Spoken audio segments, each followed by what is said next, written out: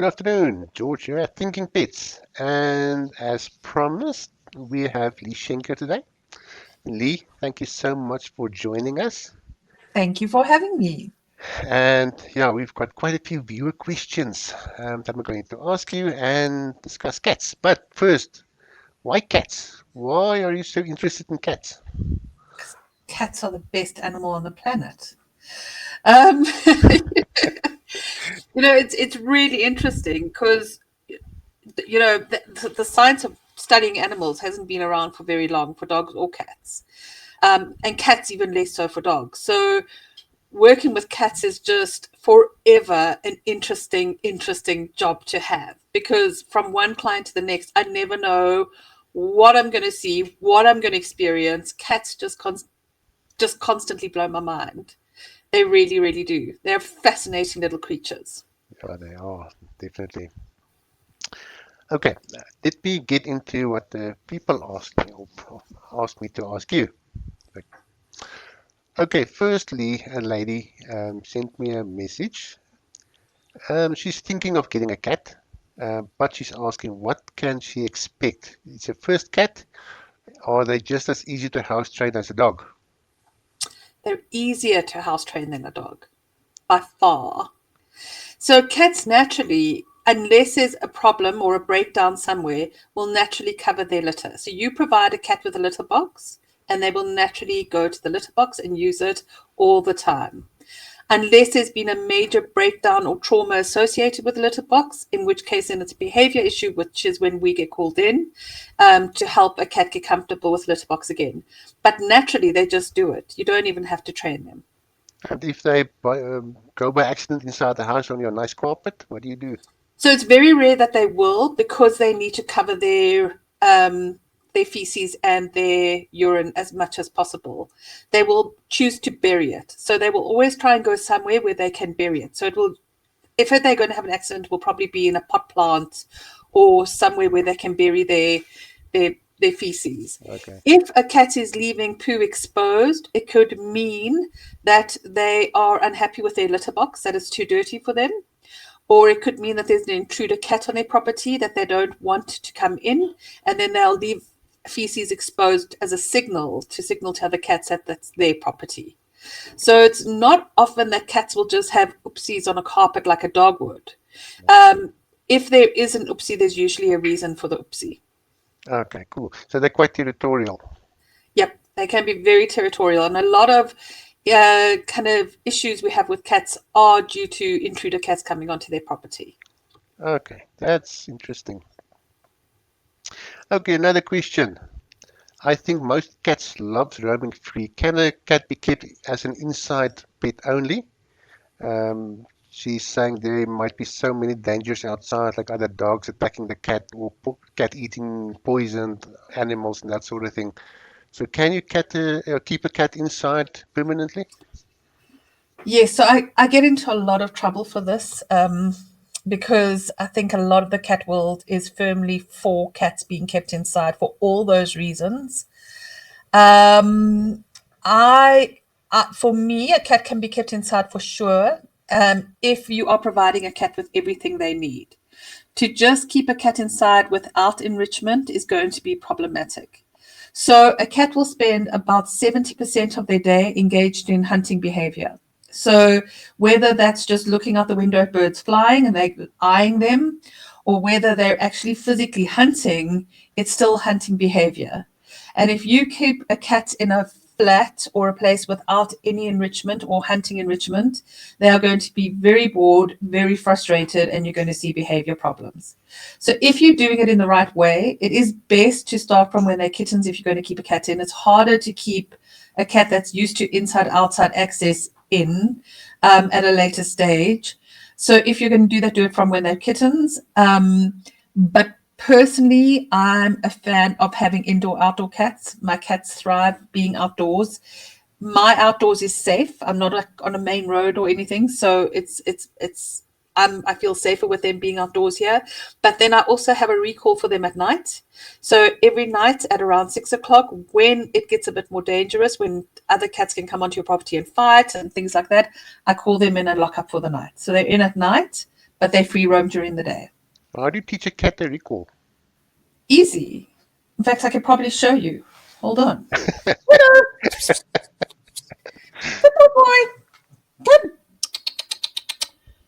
Oh, come. There we go. Come, Shadow Meadow. Oh, no. It's a bit slower about it because he's sleeping. Oh, no. Come. I know. Am I waking you up? Come. That one's talking.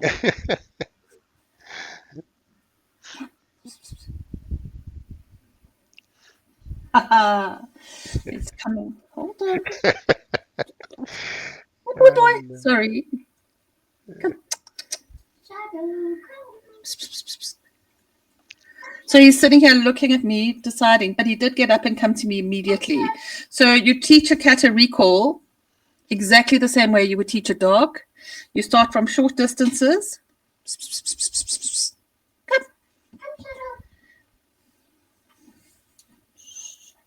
Come on. So Shadow's my kitten. He's new, so I'm just started training him. Come. Oh, yes, come. He's very talkative. There we go. Clever boy. And he's right here by my feet. I wish I could show you. Hold on. Let me show you. Hello, boy. Oh, there it is. That's shame. Hello, boy. There we go. He's my new kitten. Oh, and there he is waiting nicely for his treat. Okay. Hi. And that's how you teach a recall. So he was sleeping, and because we've been working on recall, he came immediately to me when I started calling him. Okay. Yes. Oh, he's such a good boy. Sorry, brief interlude. No problem at all. Okay, another question. Can you teach a dog or a cat to walk on a leash the same as a dog? Yes. And it's a lovely thing to do for many reasons. So people that do have indoor-only cats, it's nice to lead train a cat and teach them to get used to a lead, or he's waiting for more treats. So that you can take them out for outside visits, which is really nice. So it's a little bit different to a dog because the cord is much usually springier, and the cat will go wherever they want to go. So if they want to go climb a tree, if they want to go explore there, you have to give them the freedom to do that. But it's a nice thing to do with your cat, especially cats that are mostly kept indoors. And it's also nice if you've got fighting cats to lead train a cat, so that if you're introducing a fighting cat to another cat, you can have them on lead for safety. Yeah, that's good. Very good to know. Okay, another question. What is the best way to introduce the new cat to a resident dog? And what do you do should things go wrong? So a lot of this revolves around the dog. The cat basically just gets to be a cat. So everything needs to be done on the cat's terms. The cat needs to approach at their pace. The cat needs to do what they do normally at their pace. So most dogs won't chase cats if they're keeping still. They'll usually chase if a cat moves or runs. So initially, in-house greetings happen very, very slowly. The dog has to be on lead all the time. The dog has to be kept calm all the time. Good obedience needs to be in place with the dog so that you can get them into a sit, a look, a redirect if they start looking at the cat or focusing too much on a cat. You don't want a dog that's overly fascinated by a cat who's like every move the cat makes, the dog staring and going like, oh, I want that cat, I want that cat. And your dog and cat don't need to be friends. What you need is your dog to be calm around the cat at all times. So from word go, the dog is kept on lead, the dog is kept under control, and the cat comes and goes at their own pace. Initially, if you don't know the dog, I would separate the dog and the cat and do slow introductions that are very controlled, where the dog is completely with the owner. You're using basic training, you're using basic things to keep the dog with you, and the cat will come and go as they want. Also important that the cat has lots of escape routes, so that if the dog does chase or do anything, the cat can get out of there very, very quickly. Kittens are much more helpless than dogs, than adult cats are. So if it's a kitten, you need to be even more careful with the dog because one bite and a kitten will be killed. Yeah. So it needs to be really, really, really gradual. And the dog needs to be showing the most calm, unaroused behavior towards the cat that you could possibly have. Okay. Yeah, I know of a person who tried to introduce a cat to a dog, and she actually put the cat in a crate and allowed the Mm, dog to sniff the crate. That cat disappeared for a week, apparently. yeah. He came over a week later. That's very stressful for a cat to be Yeah. in that close proximity with a dog. That's why I said it's always got to be on the cat's terms. Mhm. And I've also seen a pit bull take a cat carrier in his mouth and rip it apart in 5 Oh, seconds. wow. Sure. So it's not always a safe solution to Mhm. have the cat in a carrier and the dog able to do whatever they want. Mhm. It's pretty dangerous. And if you're really concerned, muzzle train your dog so that the dog cannot bite the cat. They Mhm. might still chase and they might still do all of those things, but at least they won't be able to bite the cat. Yeah, muzzle train don't have to be a bad thing. It can be very, It's a I mean, fantastic thing. you can For me, teach it's it the that difference very, between a dog living and a dog dying. yeah, Because if a dog has a bad bite, then, they're usually euthanized. yeah, And sometimes that can be prevented by just muzzle training your dog. absolutely. Now, Lee, the last one is a difficult one. I left it for last because it's a bit complicated. So I'm going to read what Amber um, sent me, the short version of it, and then I can ask you to explain everything, what all the possibilities regarding this. Now, Amber rescued kittens when they were very small. They hand reared the kittens. They were sterilized at 5 months.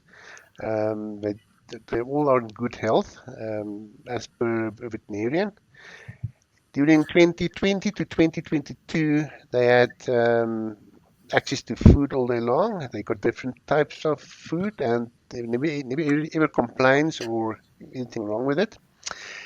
At the end of 2022, the one cat started gaining weight after they moved to George, so there was a move involved. So they changed the feeding schedule to 2 or 3 times a day and implemented portion control in an attempt to keep the weight down.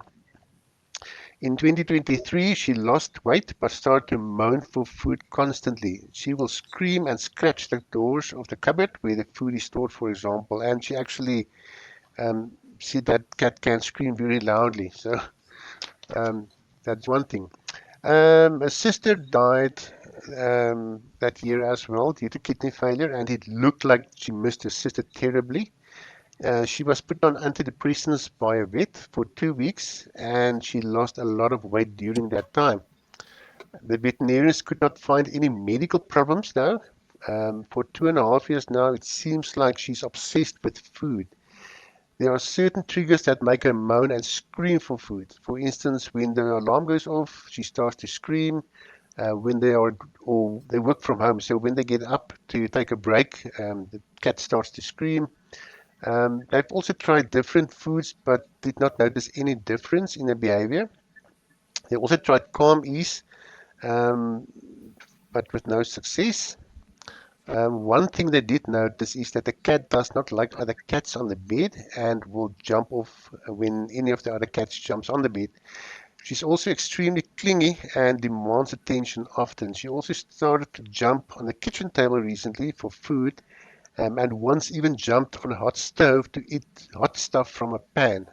The veterinarians cannot find any medical problems after numerous visits and spending quite a bit of money on vet bills. What can it possibly be? Okay.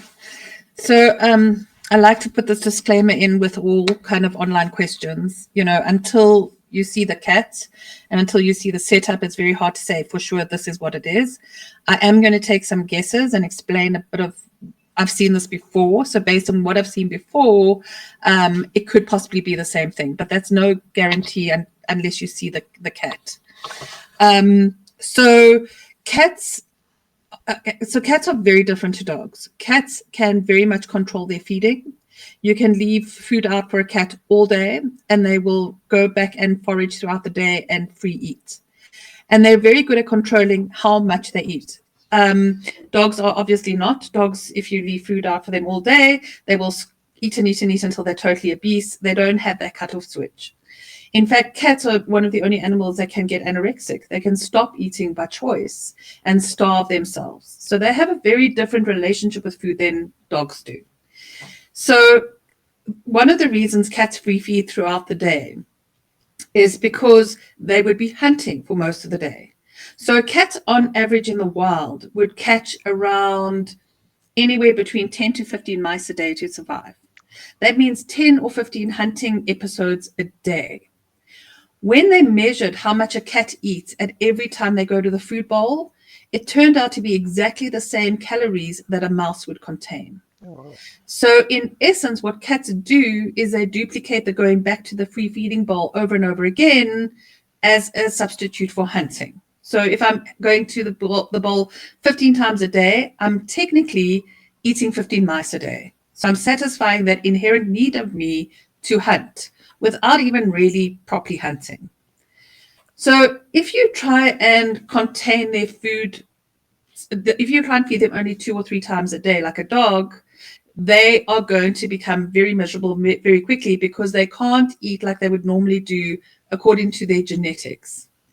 So what happens with cats like that are forced onto a set feeding schedule is that they start to obsess about food because they want more and more and more because it's satisfying a genetic need in them, but they don't have access to more and more and more.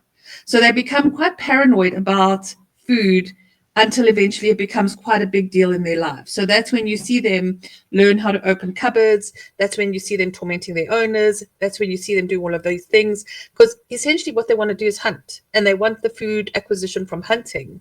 And they're not getting that. Some cats will also redirect to like stealing stuff off lines. They'll find different ways to make that happen. They'll start eating objects, wool, material in a way to substitute that need to hunt. So there's many ways it can play out. If you add to that, that every time the cat meows, they get attention from their owner because the owner goes, oh, shame, let me give you something to eat. Or, oh, shame, I'm not giving you something to eat, keep quiet. Or like, oh, can you just keep quiet? You're annoying me. They interact with the cat. So the cat then is getting some really lovely attention from the owner, which because they're frustrated and a little bit depressed because they can't be cats, is a double whammy. If initially you go and feed them every time they meow, then they learn very quickly, if I meow, I get food. And that whole cycle continues again and again until they're tormenting their owner for food.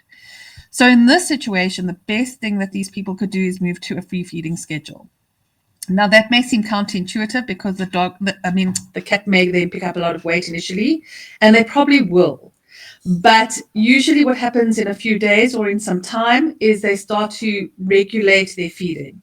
They recognize that the food is there, it's not going anywhere, and I can calm down a little bit around food. With cats like this, it's a good idea to offer low-calorie food, so weight control food. I've got some cats that are prone to chonkiness, so they're on weight management food, but they still free feed throughout the day. The other thing you can do is because you want them to hunt, and if you don't want them to gain weight by feeding in a bowl, is you can start teaching them to use treat dispensing toys to get them hunting.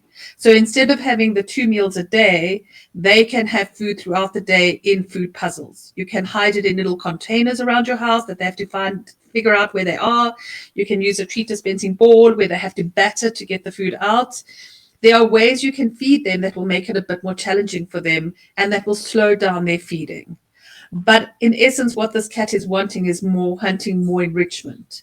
And that's probably why the cat is become so obsessive around food. okay. Something interesting. I know dogs can, but will cats also maybe mourn another cat that died in the same house and all that type of thing? Absolutely, 100%. And replacing the cat with another cat doesn't always work. Some cats, so cats are interesting. They're becoming more social as they're becoming more domesticated. So science is calling them in the process of becoming social animals. They're not quite yet because cats are solitary hunters. They hunt on their own. They don't need other cats to survive. Whereas dogs do. They like having other dogs around them. They all do things together. So cats don't need that. They're quite self-sufficient on their own. So when they choose to like another cat, it's a really big deal because they don't generally like other cats. So if you have two cats that are really close and really bonded and one dies, they can 100% mourn. I've worked with a fair amount of cats that mourned the death of a significant other, and then fair amount of cats that lost their favorite cat and didn't give a damn. They just carried on with their lives. So it depends on the different cats. It's very rare for cats to allo groom each other, sleep together, love each other in that way. It's not normal for them. Cats will tend to have rather more combative relationships. So when cats are like that and love each other, when one dies, it will cause a tremendous amount of grief in that cat's life. And then, of course, if you don't have another outlet, food is going to make you feel good. So you could eat more and more and more after that happens. Okay. So if your cat is grieving, it's a really good idea to look at some psychopharmaceutical support, perhaps, some additional play, some additional time, some additional care while your cat is going through that. Okay. And I know in the case of dogs, moving home can be extremely stressful. It's the same for cats? It's worse. It's much worse for cats. So cats absolutely love routine. They freak out if things change in their environment. So if you change a table, if you change a chair, if you anything, they can totally freak out and start marking. So it causes tremendous emotional distress for them, changes in their environment. They tend to have a very set way of doing things. So if you watch a cat, you'll find the cat does the same thing every day. They'll get up, they'll walk the same pathways, they'll go to the same, if they've noticed intruder cat somewhere, they'll go through the same intruder cat. They'll do the same things almost every day. So when you move or you move furniture or you move anything, it can cause a major breakdown in a cat's life. And they can regress, and it can take them a long time to come back. Dogs rebound quite quickly. Cats do not rebound as quickly. Okay, that's really interesting. Well, Leigh, that's all we have time for today. We're trying to keep it short, to keep it interesting as well. If anybody wants to get hold of Leigh, her email address and contact details up there, leigh@thinkingpets.com or 082-490-7844. And she's really a good cat expert for anybody with cat problems. Wonderful. Leigh, thanks so much for joining us. Thank you, George. It was lovely speaking to you again. We're going to do it again soon. Wonderful. Okay. Bye. Bye.